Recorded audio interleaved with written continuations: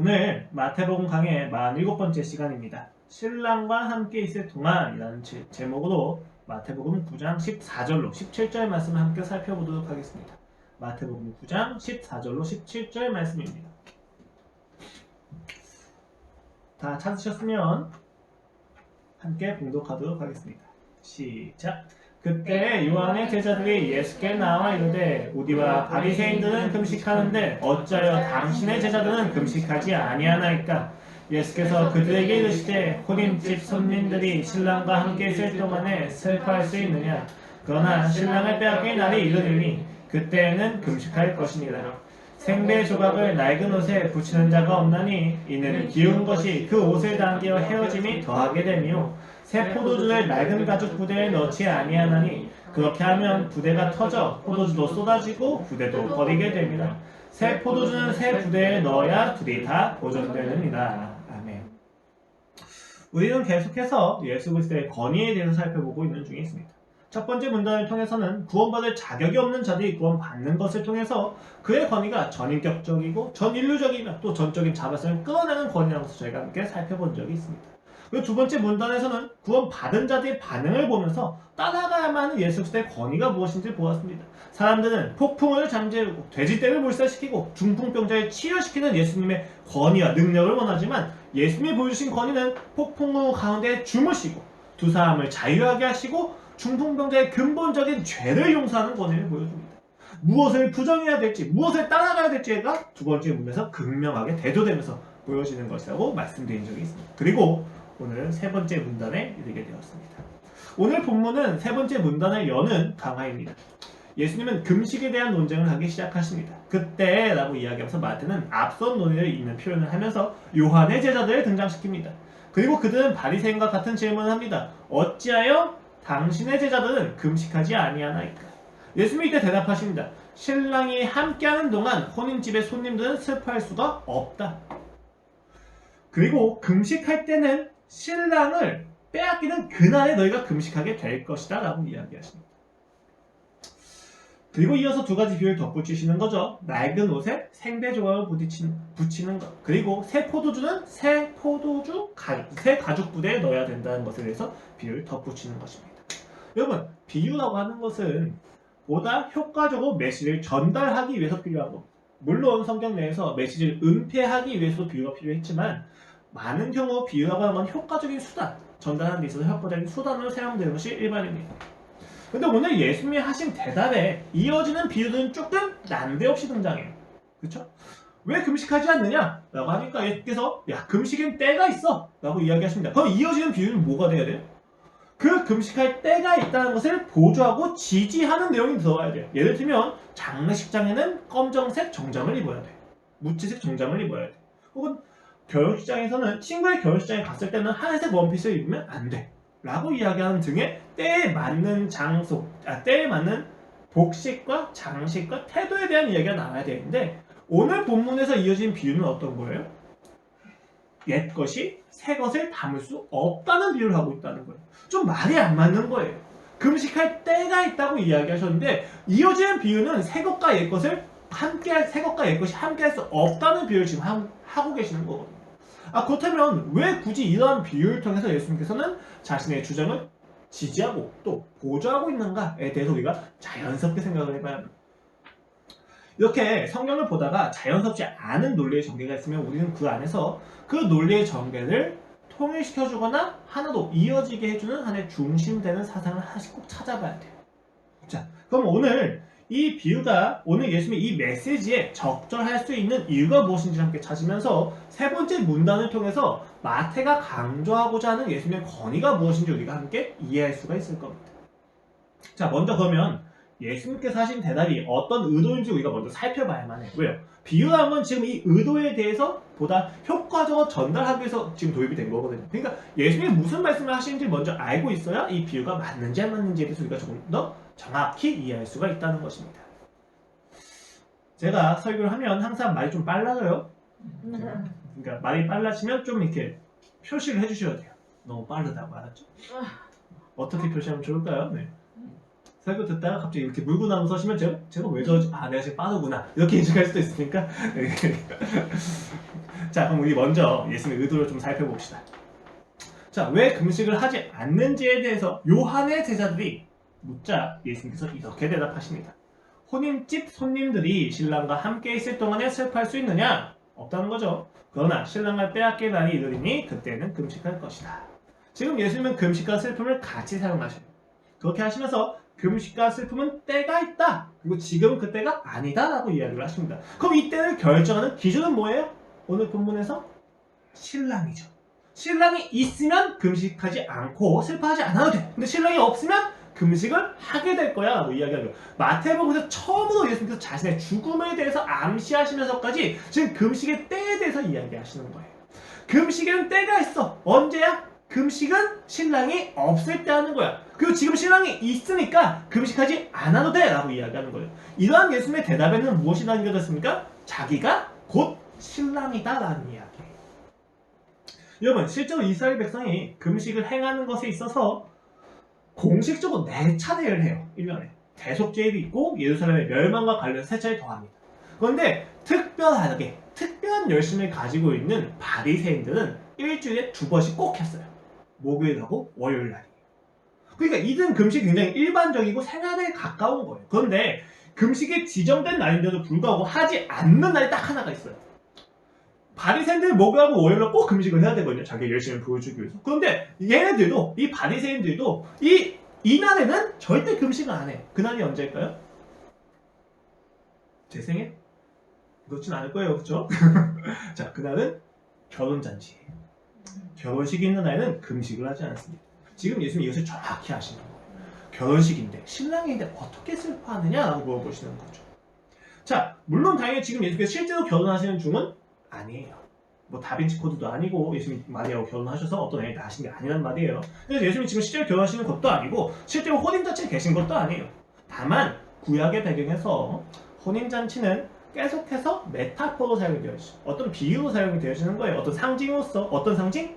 메시아가 이 땅에 오셔서 우리를 구원하신 그날, 그것을 우리가 혼인잔치로 비유한단 말이에요. 이것을 이사야서 62장에서 이렇게 표현합니다. 다시는 너를 버림받은 자라 부르지 아니하며 다시는 너의 땅을 황무지라 부르지 아니하고 오직 너를 헵시바라 하며 너의 땅을 뾰르라라 하리니 이는 여호와께서 너를 기뻐하실 것이며 너의 땅이 결혼한 것처럼 될 것입니다. 마치 청년이 처녀와 결혼함 같이 너의 아들들이 너를 취하겠고 신랑이 신부를 기뻐함 같이 너의 하나님이 너를 기뻐하시리라. 신랑이라고 하는 게 항상 하나님하고 비유가 돼요. 구약에서는. 그리고 혼인잔치하면 그뒤 마지막 그날에 하나님께서 이 땅에 오셔서 이스라엘 백성을 구원하시는 그날을 혼인잔치로 비유를 하고 있어요. 예수님이 그것을 정확히 알고 계셔서 자기 자신을 어린 양의 혼인잔치라고 이야기해서 계속해서 표현하는 것이 신약의 일반적인 상징성이에요. 그 마태도 이것을 알고 있었기 때문에 마태 역시도 지금 예수님을 신랑으로서 비유하는 것을 적극적으로 기록하고 있는 것입니다. 자, 여러분, 당시 유대인의 결혼을 좀 생각해 볼게요. 당시 유대인의 결혼은 신랑 집에서 했어요? 신부 집에서 했어요? 신부 집에서 했어요. 신부의 집에 신랑과 신랑의 친구들이 찾아오는 거예요. 근데 여러분, 유대인은 그 날의 시작이 아침일까요? 밤일까요? 밤입니다. 저녁이 되고 아침이 되니 첫째 날이야. 그쵸? 유대인의 시간 개념은 아침에 해가 뜨면 하루가 시작했구나가 아니라 아침에 해가 지면 하루가 시작했구나예요. 그래서 결혼식의 시작 날짜가 아침이 아니라 밤이에요. 그럼 밤에 신랑이 신부의 집에 가야 돼요. 근데 보여요, 안 보여요? 보이지가 않는단 말이에요. 스마트폰도 없으니까 하나도 안 보여요. 그래서 신부 친구들이 등불 들고 앞에 나가서 서 있는 거예요. 나중에 또 비유할 겁니다. 자, 그러면 신부의 잔치에 온 혼인집 손님들은 계속 기다리고 있는 거죠. 신부 집에서. 기다리다가 뭘 보는 거예요? 저기 멀리서 등불이 오는 것을 봐요. 그 등불이 마침내 자기에 가까이 와서 신랑이 오면 그 순간 혼인잔치가 7일 동안 시작이 되는 거예요. 자, 지금 예수님께서 이러한 것을 적극적으로 사용해서 이야기하신 거예요. 내가 신랑이다. 내가 오면 이 땅에 더 이상 슬픔이 있을 필요가 없다. 신부 집에서 신부는 어떤 인생이었습니까? 혼자 살았습니다. 혼자의 인생이고 홀로 무거운 인생을 감당해야만 하는 인생이에요. 두렵고 아프고 힘듭니다. 이스라엘 백성이 그런 신부와 같다고 이야기했던 거예요. 그런 신부와 같은 인생이 누가 온 거예요? 예수님이 오신 거예요. 신랑이 오신 거예요. 신랑이 왔으니까 이제는 슬플 일이 하나도 없어요. 기뻐해야 된다는 거죠. 우리의 인생에, 우리의 아픔에, 우리의 고통에 끝이 왔다는 거예요. 이제 모두 신랑이 다 해결할 거라는 겁니다. 지금 예수님께서 이야기하시는 금식을 해야 될 때, 그 금식을 하지 않아야 될 때에 숨겨져 있는 중요한 사상은 너희는 예수님이 있을 때 기뻐해야 돼. 너희는 예수님이 없어서 슬퍼해야 된다는 거. 우리의 모든 기쁨과 모든 슬픔의 기준과 근거가 어디에 있느냐? 예수님이 지금 나와 함께 하시느냐? 함께하지 아니하시냐? 사랑해야만 하는 대상, 마땅히 사랑을 할 수밖에 없는 대상인 신랑이 왔다면 우리는 잔치 중에 있는 거다 라고 이야기하고 있다는 것입니다. 문제는 예수님이 이야기하신 사실을 그들도 알고 있었어요. 여러분, 그들도 요한의 제자들 역시도 신부의 어떤 결혼잔치에 속했다면 당연히 신랑이 있을 때 금식하지 않았겠죠. 근데 지금 그들은 금식을 하고 있는 중에 있어요. 아마도 요한이 지금 이미 잡혀있는 상태고 그런 상태에서 요한의 제자들은 굉장히 슬픈 일을 많이 당한다고 하는 상태. 그리고 그들 역시도 월요일과 목요일날 금식을 해가면서 기도하고 있는 중에 있었을 거라고 보여집니다. 그런데 지금 예수님은 그때라고 이제 이어진 걸 보면은 세리들하고 함께 식사를 하고 계시는 거예요. 요한의 제자도 이해가 안 되는 거죠. 그렇죠? 자, 그러면 지금 진짜 문제가 무엇이냐? 지금 너희가 예수님을 기뻐하지 않는 게 문제가 아니라 진짜 문제는 그들이 신랑이 왔는데 신랑을 알아보지 못하고 있다는 게 문제예요. 그들도 신랑이 있다면 기뻐했죠, 당연히. 근데 지금 신랑이 왔는데도 신랑인지 모르는 거예요. 그러니까 기뻐할 수가 없는 거죠. 이게 진짜 문제란 말입니다. 이 문제에 대해서 오늘 이어진 비유가 대답을 해주는 거예요. 왜 그들은 예수님의 신랑을 여길 수 없었는가에 대해서 오늘 비유가 이야기하는 대답이 무엇입니까? 신랑이 왔음에도 기뻐하지 않는다면 신랑을 인식하지 못했기 때문이다. 그런데 신랑을 인식하지 못한 이유가 무엇이냐? 지금 혼인집에 온 사람들이 자기가 결혼잔치에 온 것이 아니라 장례식에 왔다고 생각하는 거예요. 여러분, 장례식이라고 생각을 해봅시다. 장례식이에요. 근데 지금 신랑이 들어왔어요. 그럼 그 신랑 앞에서 막 포토존에 가서 막 사진을 찍고 즐거워하고 진짜 축하한다고 이렇게 이야기할 수 있어요? 없죠. 장례식에 누가 오든지 간에 죽은 사람이 중요한 거예요. 슬픈 애이 중요하단 말이에요. 그럼 다 같이 슬퍼하는 거죠. 슬퍼하기 위해서 한 사람이 더 왔을 뿐인 거예요. 장례식장이기 때문에 신랑을 기뻐하지 않는다는 거예요. 오늘 비유가 이야기하는 게 바로 이거예요. 너희는 지금 옛 질서에 속하고 있다. 너희는 옛 질서에 속하기 때문에 새로운 질서를 가져오신 예수님을 기뻐할 수가 없어라고 이야기합니다. 그래서 오늘 비유가 이렇게 표현되는 것입니다. 낡은 옷에 생배 조각을 붙이면 그 옷마저도 헤어진다는 거예요. 그렇죠? 이건 너무 당연한 이야기입니다. 두 번째는 또 뭐예요? 새로운 포도주는 낡은 가죽 부대에 넣지 않는다는 거예요. 여러분, 당시에 포도주를 가죽 부대에 넣으면은 포도주가 숙성이 되면서 뭐가 발생됩니까? 가스가 발생이 돼요. 가스가 발생이 되면 압력이 높아지고 압력이 높아지기 때문에 가죽 부대가 늘어나기 시작합니다. 그래서 이 가죽 부대가 신축성이 좋은 걸 써야 돼요. 짐승의 가죽을 써야 되는 거거든요. 근데 문제는 뭐예요? 한 번 다 포도주를 넣고 나서 그 낡은 가죽 부대를 한 번 더 쓴다 라고 하면 문제가 생기는 거예요. 왜요? 이미 늘어날 때 늘어났는데 거기에 포도주를 부으면 또 가스가 생기고 또 압력이 발생하면 또 늘어나야 된다는 말이에요. 그런데 가죽 부대가 가지는 탄력성, 신축성은 한계가 있다 없다? 있다는 거예요. 그럼 가죽 부대가 한계가 있으니까 터져버리는 거죠. 터지면 가죽 부대만 상합니까? 그 안에 포도주까지 상합니까? 포도주까지 상한다는 거죠. 그러니까 넣을 수가 없다는 거예요. 이 두 가지 비유를 통해서 무엇을 이야기하는 거예요? 되게 간단해요, 여러분. 공통적으로 새 것은 낡은 것에 첨가되거나 포함되는 것이 불가하다. 새로운 질서는 옛 질서가 반대될 수가 없다는 것을 이야기하고 있단 말입니다. 지금 이 비유가 이어진 까닭이 무엇이냐? 지금의 문제제기가 뭐냐? 왜 신랑을 알아보지 못하느냐? 왜? 너희가 지금 옛 질서에 속하였기 때문에 너희는 예수님을 신랑으로 받아들일 수가 없다는 것입니다. 놀라운 비유. 예수님께서 지금 사용하시는 비유가 너무 놀랍지 않습니까? 일상적인 비유를 너무 적절하게 드셔서 정확하게 이야기하시는 거죠. 너희가 기뻐해야 되는 순간에도 불구하고 슬퍼하냐? 왜? 너희가 지금 질서가 옛날 거라서 그래 라고 이야기하시는 거죠. 여러분, 옛 질서에 의하면 예수님을 메시아일 수가 없어요. 왜요? 옛 질서에 의하면 십자가에 못 박히는 자는 죄인이에요. 구원자가 아니라 메시아일 수가 없어요. 십자가에서 비참하게 죽어가는 한 사람은 그들이 원하는 메시아가 될 수 없단 말입니다. 그들에게 예수님은 기쁨의 내용일 수가 없다는 거예요. 오히려 그들을 절망하게 하는 거죠. 여러분, 생각을 해보십시오. 봉건제 시대에서 민주주의적 사고방식을 가지고 있는 왕은 비극이에요. 왕이 죽거나 봉건제, 영주이 다 죽어버리거든요. 둘 중에 하나겠죠. 여러분, 가부장제가 심한 유교 가정에 힐러리 클린턴이 며느리로 들어와요. 그러면 난리가 나는 겁니다. 힐러리 클린턴이 죽든 그 유교 가정이 죽든 둘 중에 하나겠죠. 힐러리 클린턴은 야 아침마다 밥상을 차려는 말이 안 되는 거예요. 옛 질서에는 새로운 질서가 함께할 수가 없다는 겁니다. 아무리 위대한 사람이었어도 기존의 질서에 부합되지 않는 사람이면 반드시 겪게 되는 게 뭐예요? 고난과 마찰이에요. 왜? 우리가 가지고 있는 새로운 질서는 맞지 않기 때문에. 자, 그러면 예수님을 알아보지 못하게 한 옛 질서의 정체가 무엇입니까? 에 대해서 이거 살펴봐야겠죠. 예수님의 신랑으로 바라보지 못하게 한 옛 질서가 무엇인지 그 단서가 그들이 던진 질문에 담겨져 있습니다. 본문은 질문하는 자들의 정체를 누구하고 이야기하고 있어요?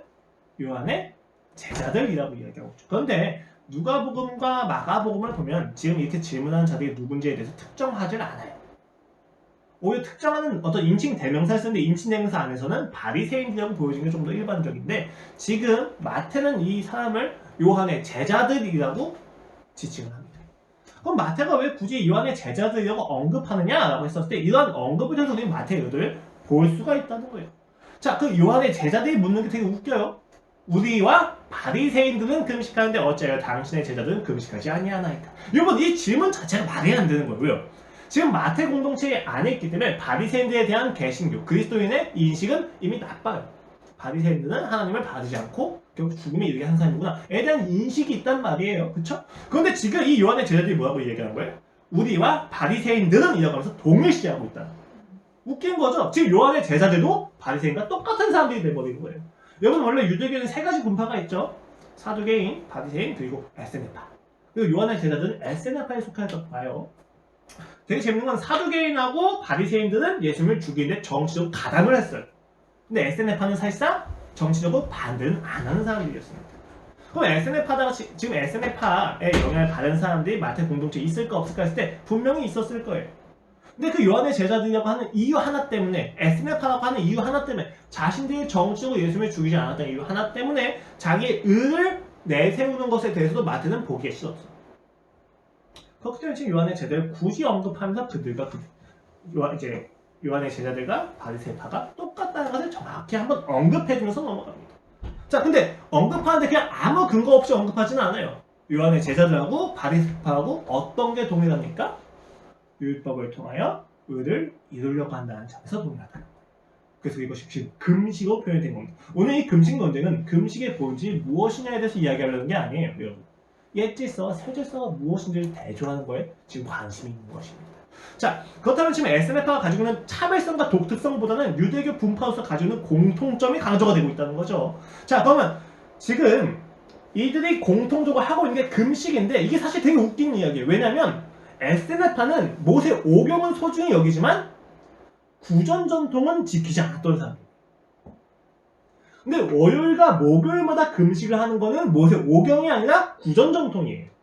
왜냐하면 모세가 올라간 날이 목요일이고 시내산에 올라간 날이 목요일이고 내려온 날이 이제 월요일이다 라고 하는 사고방식에서 그들이 금식을 하는 거거든요. 에스네파는 원래 이걸 안 해도 되는 사람인데 지금 이걸 하고 있단 말이에요. 그러니까 이걸 통해서 지금 마태가 강조하는 건 뭐냐면 지금 어떤 질서, 옛 질서는 모세를 따르는 것에 있어서 열심히 있다는 게 공통된다는 거죠. 근데 모세를 따르는 것에 열심히 있는 건 에스네파, 바리새파뿐이 아니라 유대교 전체의 이야기. 지금 유대교 전체에 대해서 이야기하는 거예요. 지금 모세나 율법이 무조건 옛 질서니까 버려라가 아니에요. 왜냐하면 예수님은 율법의 성취자로 오셨기 때문에 그런 이야기가 아니라 지금 이 율법을 바라보는 유대교의 가치관, 율법주의에 대해서 조금 더 옛 질서하고 특정지어서 이야기하는 것입니다. 이것이 조금 더 맞는 까닭은 실제로 마태복음 청중들이 마태 공동체는 지금 당시 기록 당시에 유대교로부터 조직적으로 구별이 됐어요. 무슨 이야기냐면 그리스도인들은 지금 회당에서 예배드리지 않고 가정에서 예배드리는 중이에요. 구별이 됐단 말이에요. 예배 장소 자체가. 그리고 회당은 그들에게 전도 장소였던 거죠. 그건 핍박을 받기 때문에 피해야 될 장소였던 거예요. 근데 지금 이렇게 조직적으로 구별은 됐는데 문제는 뭐예요? 물리적으로 구별이 되었다고 해서 사람이 독립되는 건 아니에요.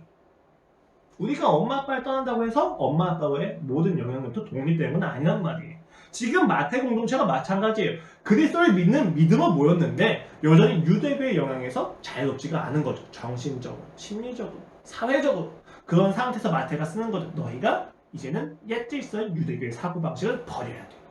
정신적으로 독립을 이뤄야 돼. 이거 자체가 지금 마태복음의 목적 중에 하나거든요. 그러니까 지금 오늘 이것을 봤을 때 우리가 옛 질서를 뭐라고 생각해야 되느냐? 유대교라고 생각해요. 조금 더 구체적으로는 유대교의 정신적인 사고방식인 율법주의. 율법주의 조금 더 풀어서 이야기해볼까요? 자기 의를 근거로 인과적인 하나님의 상과 벌을 기대하는 마음. 이것에 대해서 지금 옛 질서라고 이야기하고 있다는 것입니다. 잘 지키면 복을 주시고 못 지키면 벌 주시는 하나님이에요. 그들은 그렇기 때문에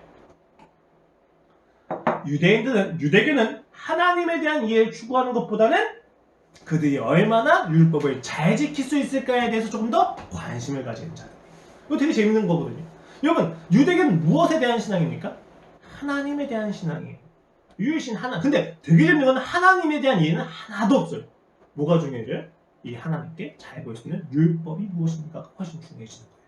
10계명이 있지만 이 10계명을 만족할 수 있습니까? 없죠. 그래서 뭘 붙이는 거예요? 구전전통을 붙여가지고 이제 할라카라고 이야기하는 613가의 율법 조문들을 따로 만드는 거예요. 역사적으로 계속해서. 왜? 관계 안에서 자기들이 잘 하고 있다는 것을 확신할 수가 없잖아요. 그러니까 율법을 만들어서 내가 지금 잘 율법을 지키고 있는 거야 라고 생각하는 거예요. 이게 여러분 유대교만의 문제가 아니라 잘 들어보세요 여러분. 10계명 보면 4계명이 무엇입니까? 기억이 안 나기도 해요 가끔. 되게 이거 좀 딴 얘기긴 한데 신학교에서 신학과한테 이제 10계명을 써라 라고 구약 교수님이 이제 시험을 내셨는데 못 쓴 사람들이 존재해요 여러분. 그쪽에 10계명 기억하시면 좋긴 한데 못할 수도 있어요. 괜찮아요. 자, 10계명의 4계명은 안식일을 기억하고 거룩히 지켜라 해요. 자, 여러분 여기서 묻겠어요. 안식일을 기억한다는 건 어떤 의미입니까? 어떻게 해야 기억하는 거예요? 자, 안식일을 거룩히 지켜라 라고 했을 때 어떻게 하면 안식일을 거룩히 지키는 거죠? 이게 어렵단 말이에요. 부모한테 순종해라. 어떻게 하면 부모한테 순종하는 겁니까? 하나님이 이런 망령되이 일컫지만 어떻게 하면 망령되이 일컫는 거고 어떻게 하면 망령되이 일컫지 않는 것입니까? 이거에 대한 세부적인 지침이 있어요? 없어요? 없어요. 없는 상태에서 이들은 이것을 지금 지켜야 된단 말이에요. 이것을 지키는 것에 있어서 그들이 지금 집중할 수밖에 없는 것은 무엇입니까? 조금 더 구체적으로 율법의 조문을 하나하나 정해야 돼요. 안식일을 그렇게 지킨다는 건 안식일날 20보 이상을 걷지 않는 거예요. 안식일날 부뚜막에 불을 피우지 않는 거예요. 안식일날 내가 할 수 있는 모든 일체 수익 사업을 하지 않는 거야가 그들한테 안식일을 그렇게 지키는 거하고 정할 수밖에 없었다는 거예요. 유대교가 멍청해서 어디서부터 불신이 가득해서가 아니라 인간적으로 당연한 거예요. 왜 당연해요? 하나님에 대한 이해가 없는 상태에서 하나님과의 인격적인 관계가 전혀 없는 상태에서 그들과 은혜에서 무지한 상태에서 그들은 율법을 더 지킬 수밖에 없는 압박 속에 있었단 말이에요. 여러분 유대교가 어리석다고 생각하면 안 됩니다. 그것이 인간의 본성이라고 생각해요. 원래는 하나님이 이런 율법을 통해서 주고자 하셨던 거는 하나님과의 인격적인 관계이고 하나님께 좀 더 의존하는 것에 대한 거죠.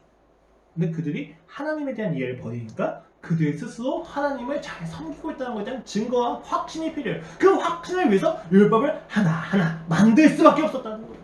이런 점에서 지금 유대교 우리가 마찬가지인 거예요. 여러분 우리 역시도 관계성이 없으면 그 관계에 대해서 확신을 하기 위해서 율법을 만들어냅니다. 아버지가 아들을 사랑해야만 합니다. 그래서 아버지가 하는 게 뭡니까? 대화가 아니라 돈을 벌러 가는 거죠. 아들이 아버지한테 잘 보여야만 합니다. 그럼 아버지에게 어떻게 해야 잘 보일 수 있는 거죠? 어떻게 해야 아버지가 기뻐할 수 있는지에 대해서 물어봐야 되는데 아들이 하는 건 공부를 열심히 하는 거죠. 식사를 하지 않는 거예요. 공부에 미쳐가지고 아빠와의 관계를 하지 않는 거랑 똑같다는 거예요. 아버지들이 언제 화가 나요? 자기 아들들이 어느 순간 좀 커가지고 말대답하면 화가 나요. 이놈 자식이! 왜? 율법을 어겼다는 거예요. 존경받는 아버지는 말대답을 듣는 아버지가 아닌데 말대답을 하는 것을 보고 이 아이가 날 존경하지 않는구나.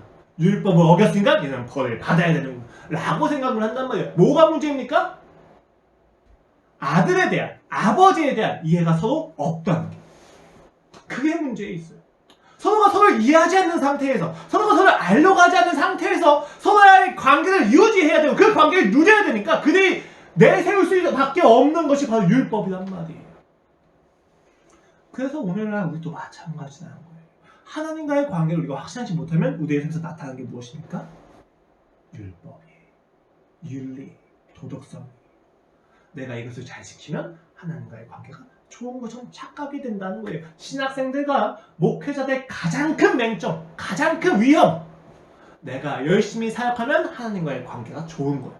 완벽한 오해입니다. 가장 비극이에요. 여러분, 일을 잘하는 것과 내가 탁월한 윤리성을 가진 것과 하나님과의 관계는 인과성이 아니에요. 관련은 있지만 원인과 결과 없이 이해하는 건 아니란 말이에요. 이것을 잘 분별해야 되는 거죠. 이것을 잘 분별해야만 한다는 것입니다. 지금 유대인들이 그 율법에 대해서 이렇게 집착하고 있다는 거죠. 무슨 이야기입니까? 지금 옛 질서를 가지고 있으면 신랑을 인식하지 못하는 까닭이 여기에 있다는 거예요. 왜요? 여러분 생각을 해보십시오. 이렇게 옛 질서에 지금 사로잡혀 있으면 하나님이 왔어요. 그럼 하나님이 즐거워할 수가 있겠어요? 즐거워할 수가 없죠. 그 하나님이 어떤 분인지 모르니까. 그러니까 그들은 하나님이 와도 그 하나님을 바라봐야만 하는 시선의 각도와 그 시선이 얼마 동안 머물 수 있는지에 대한 시간이 더 중요한 거예요. 하나님을 보는 것보다. 이것이 율법주의가 주는 병폐이며 이것이 율법주의가 우리에게 주는 비극입니다. 율법은 우리를 망가뜨려요. 관계성을 떠나게 한단 말이에요. 오늘 우리에게 있는 율법이 무엇인지 잘 생각해 보십시오. 자, 여러분 옛 질서는 1차적으로 유대교예요. 그 유대교를 좀 더 풀어서 이야기하면 자기를 근거로 신앙생활을 하려고 하는 그 질서 안에서는 하나님을 누릴 수가 없다는 거예요. 이러한 자기를 근거로 신앙생활을 하는 가장 근거에는, 가장 밑받침이 되는 근거에는 사실 자기사랑이 있습니다. 어거스틴이라고 하는 신학자는 이것을 사랑의 질서의 문제다라고 이야기를 해요. 여러분, 인간은 모두 심리적인 존재죠. 아름다운 것을 사랑할 수밖에 없는 존재입니다. 인간은 어떤 누구도 사랑이 없는 존재가 없어요. 사랑을 받고 싶어하고 사랑을 하고 싶어하는 존재예요. 자, 아름다운 것을 원하고 즐거워하는 사랑 안에서 무엇이 문제냐? 무엇을 사랑하느냐? 사랑의 대상에 대한 것이 문제가 되기 시작합니다. 근데 여러분, 우리가 생각하는 것과는 다르게 사실 성경에서는 모든 것을 사랑해도 된다고 이야기를 해요. 이 땅에 있는 피조물들 중에서 사랑하지 못할 게 없어요. 우리가 가끔 어둠과 빛을 비유로 사용하면서 어둠은 악한 것처럼 이야기하는데 사실 어둠 역시도 하나님께서 만드셨다는 것 안에서는 선한 거예요. 그의 창조에는 악한 것이 있을 수 없기 때문에. 그래서 어거스틴 같은 경우는 이 땅에 있는 모든 피조물들을 사랑을 해도 된다고 이야기를 해요. 문제는 무엇입니까? 사랑을 하는 것에 있어서 우선순위가 문제가 된다는 거예요. 이 땅에 주어진 피조 세계는 어디까지나 이용하는 것으로서 사랑이에요. 돈을 사용하는 것에서 우리가 사랑을 느끼는 거지 돈 자체를 사용하는 건 아니에요. 그런데 인간들은 이용하는 것을 통해서 이용을 한다는 건 뭐예요? 보다 큰 목적을 위해서 사용을 한다는 걸 의미하는 거거든요. 그럼 이 땅에 있는 것을 사랑한다는 것은 이 땅에 있는 것들을 사랑하는 것을 통해서 어떤 목적에 이르러야 된다는 거예요. 그럼 그 목적이 무엇이냐? 그 목적이 하나님 그 자신이라는 거예요. 그래서 어거스틴은 사랑을 두 가지로 나눠요. 첫 번째는 이용하는 사랑이 있고 두 번째는 향유하는 사랑이 있어요. 그냥 그 자체가 목적에서 그 자체에 즐거워하는 사람이 있단 말이에요. 모든 이 땅의 피조 세계는 우리가 사용하는 것을 통해서 유익을 얻고 즐거움을 얻어요. 그런데 하나님은 사용하는 것을 통해서 유익을 얻는 것이 아니라 만나는 것 자체에 대해서 즐거움을 누린다는 거죠. 이것이 질서예요. 이 땅에 있는 모든 것을, 심지어 나 자신을 사랑하는 것마저도 하나님을 더욱더 사랑하기 위해서 필요한 거예요. 이 땅에 있는 모든 피조 세계는 이용하는 사랑이에요. 하나님 만나기 위한 사랑이에요. 그런데 자기 사랑이 들어오니까 이 질서가 무너져요. 하나님을 누리고 하나님을 즐거워하기 위한 사람인데 자기 사랑이 들어오니까 질서가 무너지면서 나 자신을 즐기기 위한 사람으로 바뀌었다는 거예요. 나 자신을 즐기기 위해서 하나님을 이용하는 구조로 바뀐 거죠. 이 땅에 있는 모든 것을 이용하고 이 땅에 있는 모든 것을 이용해서 넘어서서 하나님마저도 이용해서 나 자신을 향유하려고 한다는 게 자기 사랑의 문제. 근데 나 자기 자신을 향유하는 것에 있어서 문제가 무엇이냐? 나를 향유하게 있는 내가 너무 유한해요. 불안정해요. 즐거워할 수 있을 만큼 내가 멋있지가 않다는 거예요. 그럼 인간이 해야 될 것은 무엇입니까? 나를 즐거워하기 위해서 이 땅에 있는 모든 것들 하나하나 넣는 거죠. 집어넣는 거예요. 능력과 소유라고 저희가 가끔 표현하기도 하는데 내가 조금 더 능력이 탁월해지면 사랑할 수 있는 거예요. 내가 조금 더 돈을 많이 벌 수 있으면 사랑할 수 있는 거예요. 내가 조금 더 신앙생활 잘 구조적으로 할 수 있으면 나를 좀 더 사랑할 수 있는 거예요. 뭐가 생기는 겁니까? 율법이 생기기 시작합니다. 율법주의가 왜 나쁘냐? 자기 사랑을 근거로 해서 자기 의를 내세울 수 있는 요소들을 계속 만들어내기 때문에. 오늘 여러분 자기 삶들 우리의 인생을 잘 생각해 봅시다. 우리가 만들어낸 어떤 율법이 있는지. 율법이 악한 건 아니에요. 근데 그 율법의 목적이 하나님과 좀 더 관계하고 하나님을 좀 더 감격하기 위한 게 아니라 나 자신을 좀 더 주장하기 위한 것이라면 무언가 이상하다. 저기 어떤 율법이 있을까요? 남편으로서 아내가 조금 더 행복해질 수 있게 해야 된다는 책임감. 좋은 책임감이죠. 근데 이거 자체를 향유하기 시작하면 율법이 생기는 거예요. 안정적인 직장, 안정적인 수입, 탁월한 상담과 탁월한 대화는. 여러분 생각보다 안정적인 수입보다 대화는 게 좀 더 중요합니다. 이거 되게 중요한 이야기예요. 아무리 안정적인 수입이 있어도 대화를 못하면 망해요. 근데 이것마저 능력을 사용해서 우리가 향유하기 시작하는 거죠. 사용해야 됩니다. 문제가 생겼다는 거죠. 여러분 결국 이러한 자기사랑은 그리스도와 관계하는 걸 거절하게 만들어요. 왜요? 하나님과 관계하면 관계할수록 그의 긍휼을 받아들이면 받아들일수록 뭐가 사라져요? 나의 노력과 의지의 가치가 사라지기 시작합니다. 예수님을 더 알면 알수록 우리는 예수님이 감격하게 되지 나한테 감격하지 않는 거예요. 우리가 바라는 메시아가 뭐예요? 자기 사랑을 근거, 자기 의를 근거로 하고 있는 신앙에서 우리가 바라는 메시아는 오셔서 내가 지금까지 얼마나 열심히 신앙생활을 했는지를 칭찬해 주시는 메시아예요. 그 메시아를 우리가 향유하는 겁니까? 지금 이용하는 겁니까? 이용한다는 거예요. 그것은 신앙일 수 없다는 겁니다. 지금 유대인들이 그거거든요. 우리가 얼마나 열심히 참았는지 알아? 예수님이 오시면 그 예수님이 아름다울 거야가 아니라 그 예수님이 오시면 그 예수님이 나를 아름답다고 이야기하실 거야 라고 이야기하는 거예요. 내가 높아지는 게 얼마나 좋은지 알아? 예수님이 오시면 내가 얼마나 정당한지 알려주실 거야 라고 소리 치고 있단 말이에요. 율법주의예요. 옛날에 있어요. 그러니까 예수님이 오셔도 알아볼 수가 없어요. 왜요? 그 예수님은 나의 일을 무너뜨리고 계시죠. 예수님이 오셔서 나를 높여줘야 되는데 예수님이 오셔서 나를 낮추고 있단 말이에요. 내가 지금까지 나를 입증하기 위해서 만드는 율법을 칭찬해 주셔야 되는데 칭찬이 아니라 다 거절하신 거예요. 이건 율법이 아니야. 이것은 신앙이 아니야. 너희는 지금까지 헛된 거야. 해치한 거다. 충격인 거예요. 지금 우리의 인생에 그 충격이 가득할 수밖에 없다는 겁니다. 청첩장을 받았어요. 그런데 축의금 낼 돈이 없어서 가지를 않습니다. 이야기한다. 내가 좀 미안해서. 여러분, 신랑을 사랑한 겁니까? 나를 사랑한 겁니까? 남자친구, 여자친구 있는데 이제 여자친구가 내 여자친구한테 남자가 얘기하는 거예요. 야, 이제 그만 만나자. 내가 널 행복하게 해줄 수가 없어. 그 남자는 지금 여자를 정말 사랑하는 겁니까? 자기를 사랑하는 겁니까? 사랑한다면 먼저 대화를 해야죠. 물어봐야죠. 아무것도 없는 가운데서 나를 사랑해주는 여자의 마음이 어떤 건지 이해를 해야죠. 근데 그거 없이 그냥 헤어지자고요. 그냥 떠나가요. 사랑이 아니에요. 예수님이 우리를 부르셨습니다. 떳떳하지가 않아요.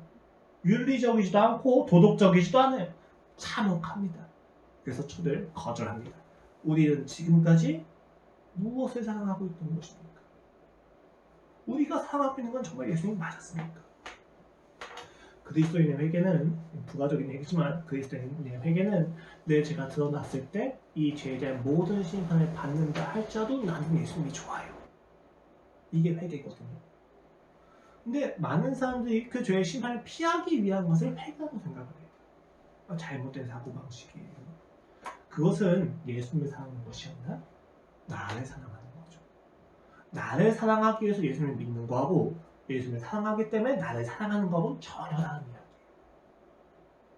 그리스도, 기독교 안에, 교회 안에 자기 사랑이 있다는 건 하나님 사랑을 근거로 하는 이야기지 나를 사랑하기 위해서 그를 가져오는 인본주의가 아니라는 거예요. 자, 그럼 오늘 본문의 의도는 무엇입니까? 이렇게 지적하신 의도는 뭐예요? 야, 우리가 죄책감을 이겨내고 주님께 나아가자. 옛 질서를 버리고 새 질서를 회복하자. 야, 예수님이 신랑을 오셨으니까 그 신랑을 빨리 차서 즐거워하자 라고 결단을 촉구하는 게 아니에요. 지적을 하고 계신단 말이에요. 무슨 지적입니까? 그들이 자기 사람이 요구하는 자기 의를 원리로 삼아서 작동하고 있는 율법주의라고 하는 질서를 가지고는 예수님을 즐거워할 수가 없다라고 지금 지적을 하시는 거예요. 우리의 한계를 지적하시는 거예요. 너희가 아무리 나를 그 옛 질서 안에 넣으려고 한다 할지라도 그 옛 질서는 날 감당할 수가 없단다. 이 복음이 가진 역동성은 너희가 가지고 있는 너희가 높이려고 하는 그 옛 질서를 보호하면서 믿을 수 있게 할 수가 없단다고 이야기하는 거예요. 지금 마태 공동체 안에 그런 사람들이 있는 거예요. 믿음만 가지고는 조금 부족할 수도 있어. 율법을 지켜야 돼. 거짓말이죠. 예수님 이야기하시면 본질적으로 양립할 수 없단다. 야, 나를 믿으면 너희는 무조건 무너질 거야. 너희 의는 박살날 거야. 미안해 얘들아. 함께 할 수 없단다. 라고 이야기하시는 거예요. 여러분, 우리 역시도 그런 게 굉장히 많이 있습니다. 하나님 나라를 갈망하고 하나님을 갈망하는 것이 있어. 여전히 옛 질서 안에서 그를 갈망하는 게 있어. 여러분, 근데 복음은 그리스도인은 완벽하게 새로운 존재거든요. 우리에게 이제 더 이상 옛 질서는 흔적이 없어야 돼요. 물론 과정이죠. 내가 잘나고 싶어하는 마음 안에서 예수 그리스도를 만나는 것이 없어져가는 거예요. 그렇구나. 그리스도가 높아지는 거면 내가 낮아져도 괜찮아지는 거야. 그리스도면 충분하구나. 근데 우리가 이걸 놓지 못한다는 말이에요. 그리스도 예수를 믿으면 저희 엄마가 얘기한 건데, 야, 그래도 예수 믿는 사람들이 빌리고 살지 말아야지. 대출 받지 말아야지. 베풀고 살아야 되지. 이러한 것들 버리지를 못하는 거예요. 뭐요? 옛 질서예요. 고지론이라고 이야기했잖아요. 그리스도인이 모든 면에서 고지를 차지하는 탁월한 능력을 가지고 살아야 영광이 된다. 이거 고지론. 이건 세상이라니까요. 그리스도인의 탁월함은 능력이 높아지는 게 아니라 그리스도인의 탁월함은 어떤 상황에서든지 간에 예수 그리스도를 만나는 것을 만족할 수 있다는 것을, 그 아름다움을 만나는 것에 있다는 것, 그 아름다움을 만나니까 탁월해지는 건 결과적인 거죠. 그런 부분을 우리가 생각해야 되는데, 마치 고지론, 우리가 고지를 차지하지 못하면 하나님께 영광이 되지 못할 거야 라고 하는 어떤 강박적인 것을 가지고 신앙생활을 영위하는 것을 신앙이라고 착각하고 있단 말이에요. 그것은 신앙이 아니에요. 진짜 신앙이란 건 그런 게 아니란 말이에요. 내가 높아지지 않아도 괜찮다는 그 안정감과 여유 안에서 탁월해지는 게 신자예요. 그래야 우리가 나누죠. 그렇지 않으면 여러분, 고지를 탈환하기 위해서는 어쩔 수 없어요. 무조건 남을 짓밟아야 돼요. 남을 짓밟아서 올라가는 고지에서 어떤 영광을 받으시겠습니까? 불가능하다. 자, 그럼 예수님께서 이런 질서를 계속 왜 이야기하시는 거예요? 왜 이렇게 지적을 하십니까? 도대체 어찌 하라는 겁니까? 어떻게 해야 된다는 것입니까? 우리의 재성을 드러내셔서 이 질서에서 어떻게 우리에게 무엇을 원하시는 거예요? 무엇을 위해서 이런 문단을 사용하시는 겁니까? 그래서 이 세 번째 문단의 질서가 다 강조가 되는 거예요. 뭐예요? 이어지는 기적이 뭡니까? 죽은 자를 살리십니다. 눈먼 자를 뜨게 하십니다. 말 못하는 벙어리를 말하게 하세요. 뭐예요? 예수님이 오시니까 새로운 질서가 열린다. 너희가 새로운 질서를 여는 것이 아니라 내가 오면 새로운 질서가 열릴 거란다. 죽은 자여 일어나라. 눈먼 자여 눈을 떠라. 말하지 못한 자를 말을 해라. 새로운 세계가 열렸다는 거예요. 예수님이 오셔서 그 새로운 질서 주시겠다는 거예요. 그 옛날 질서에 있으니까 내가 옛날 질서를 버려라. 이건 옛날 질서죠. 내가 열심히 노력해서 결단해서 내 신앙을 챙겨야 되는 거예요. 이건 옛날 질서란 말이에요. 이런 것을 원하는 것이 아니라 옛날 질서 안에 너희가 할 수 있는 게 아무것도 없어. 그러니까 내가 와서 너에게 새로운 질서를 줄 거란다고 이야기합니다. 인간이 새로운 질서를 만들면 오신 게 예수 그리스도가 아니라 예수 그리스도가 오시면 새로운 질서가 생길 수밖에 없다는 거예요. 그것이 복음의 능력이다라고 이야기하는 거예요. 마태 공동체한테 이야기하는 거예요. 여전히 유대교부터 벗어나지 못하고 있는 그들, 여전히 유대교의 그 정신적으로 함몰되어 있는 그들한테 이야기해요. 기독교의 예수 그리스도가 얼마나 새로운 질서를 가져오셨는지 너희가 알아야 된다. 너희가 지금 믿고 있는 예수 그리스도가 얼마나 위대한 존재인지 알아야 된다. 너희가 얼마나 긍휼이 필요하고 너희가 얼마나 은혜가 필요한지 너희가 알아야만 한다고 이야기하는 거예요. 이제 더 이상 옛 질서에 대해서 기만당하지 말라고 이야기하는 겁니다. 수없이 기다렸던 혼인잔치, 밤이 되어서 보이지 않는 삶의 끝에서 저 먼 곳에서 등불이 보이는 거예요. 잔치가 시작될 거예요. 이제 드디어 신랑이 오실 거예요. 그 신랑이 오시면 새로운 질서가 열릴 겁니다. 그럼 기뻐해야 돼요. 근데 기뻐하지 않는 자들한테 쓰는 겁니다. 아직 너희한테서 옛 질서가 가득하구나. 예수님의 오심을 바라려.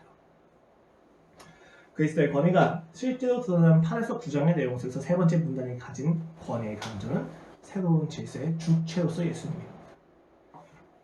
계속해서 점층적으로 강조가 되는 거죠. 너무 새로우니까 옛 질서가 감당하지 못한다는 거예요. 그래서 예수님이 오셔서 새롭게 하시겠다라고 이야기하는 겁니다. 바꾸어라가 아니라 내가 바꾸겠다라고 이야기하시는 거예요. 우리가 바꾸는 것이 아니라 그가 이미 바꾸셨으니까 그에게로 돌아가자. 이게 지금 마태의 외침입니다. 여러분, 그리스도인이 새 삶이 된다는 것이 무엇을 의미합니까? 담배를 끊거나 술을 끊거나 지금까지 하지 않았던 공부에 전념하는 것을 의미하는 것이 아니에요. 그리스도인이 새 삶이 되었다는 건 그 안에서 존재가 변했다는 거. 존재가 어떻게 변했다는 거예요? 하나님을 바라보지 않았던 존재가 이제 하나님을 바라볼 수 있는 상황이 열렸다는 거.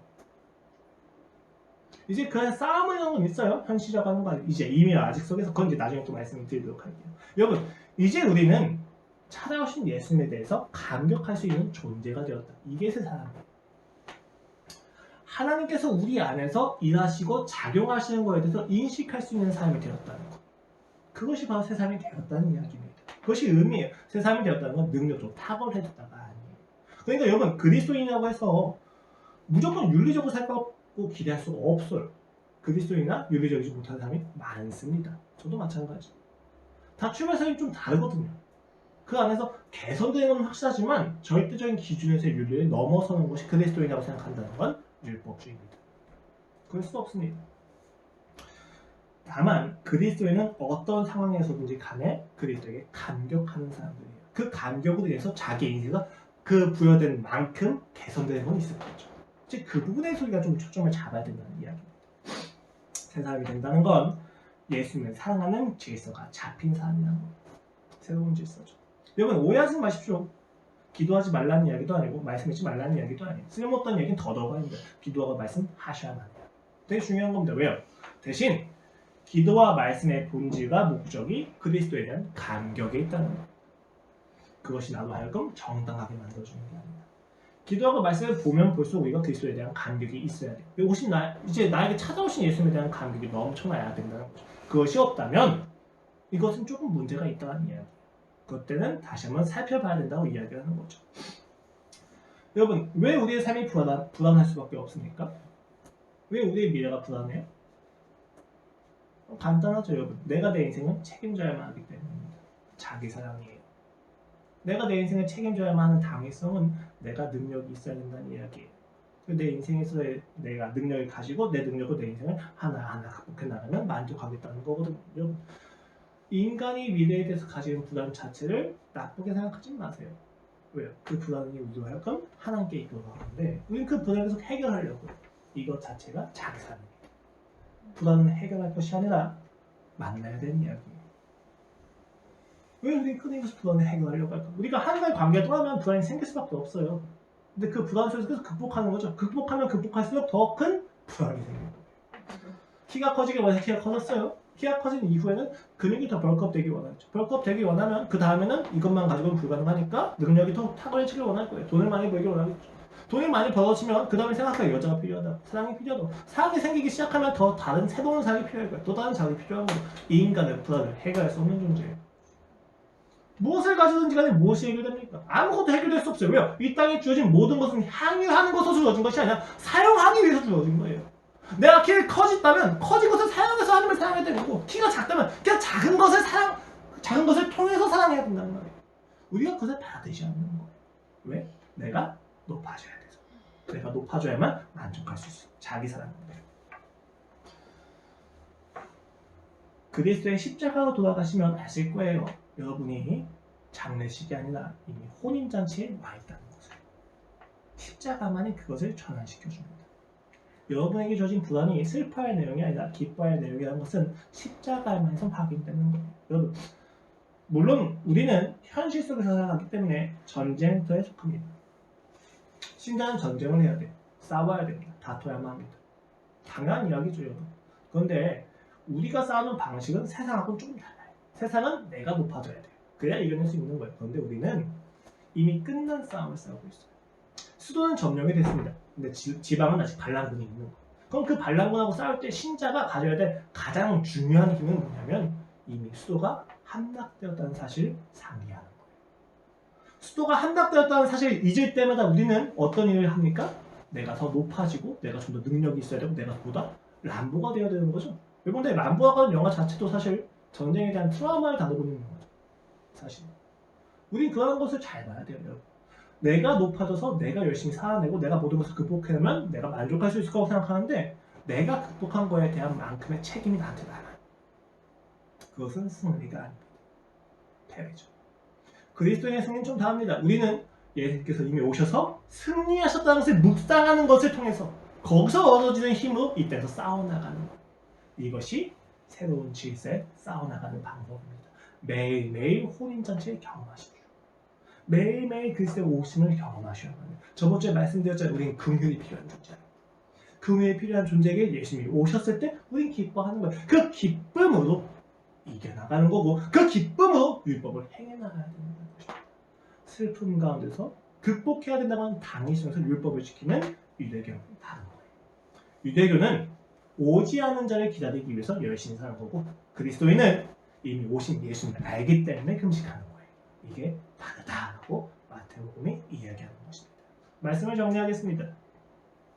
오늘 예수님의 본문을 통해서 우리한테 이야기하십니다. 너희가 가지고 있는 질서를 통해서는 나를 신랑으로 기뻐할 수 없단다. 그러니까 내가 너에게 가서 그 질서를 모두 엎어줄게. 그 질서를 역전시켜주는 가장 하이라이트가 십자가 사건이에요. 마태복음 공체는 아마 마태 이 이야기를 들으면서 십자가를 떠올렸을 거예요. 그래, 그가 세우신 질서는 달랐어. 거기서 힘을 얻었을 겁니다. 그것을 통해서 우리는 매일매일 삶에서 그리스도의 십자가를 묵상해야만 한다는, 그리스도의 십자가에서 감격해야만 한다는 것에 대해서 이유를 얻게 되는 겁니다. 여러분, 오늘부터 또 이어지는 일주일의 삶 속에서 십자가를 묵상하십시오. 내가 만들어낸 율법을 통해서 여러분의 인생은 책임져지지 않습니다. 살아가다 보니 그렇더라고요. 저 역도 굉장히 많은 율법이 있는 사람이에요. 아침에 몇 시에 깨는 것부터 해서 굉장히 강박적인 존재까지 됐었어요. 그런데 그 율법이 저를 살리진 않습니다. 사람들은 좋아해요. 사람들은 야 멋있다고 감탄하기도 합니다. 근데 그게 제 생명이 되지 않아요. 오히려 저도 불행하게 만듭니다. 내가 무엇을 위해서 이렇게 열심히 사나 생각하게 됩니다. 근데 저를 살리던 건 그 율법이 아니라 그리스도의 찾아오신 속에서 내가 무엇 하려고 이렇게 열심히 사나? 영로가 또 열심히 살려고 내가 만나준 게 아니라 열심히 살지 않아도 주님께 수용받는 것 안에서 진짜 열심히 나오기 시작합니다. 여러분, 율법을 정확히 지키셔야 돼요.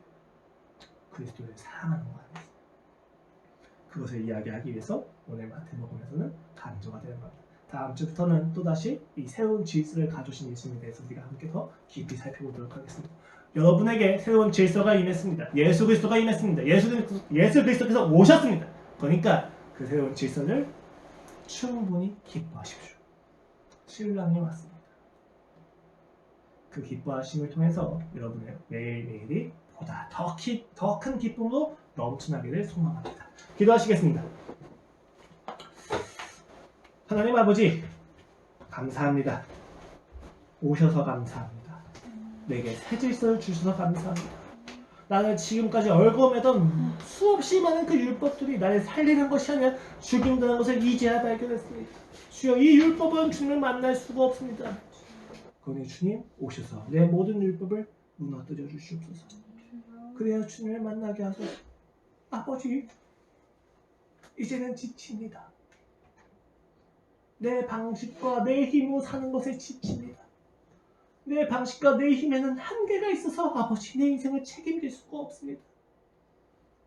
그러나 십자가로 돌아갈 때 주여 모든 걱정과 염려가 사라집니다. 오늘 주신 내 사명, 오늘 하루에 허락하신 목적지까지만 달려나가게 하소서. 그리고 그곳에서 주님을 더욱더 향하게 하여 주시옵소서. 감사합니다. 주님, 예수 그리스도의 이름으로 기도드렸습니다. 아멘.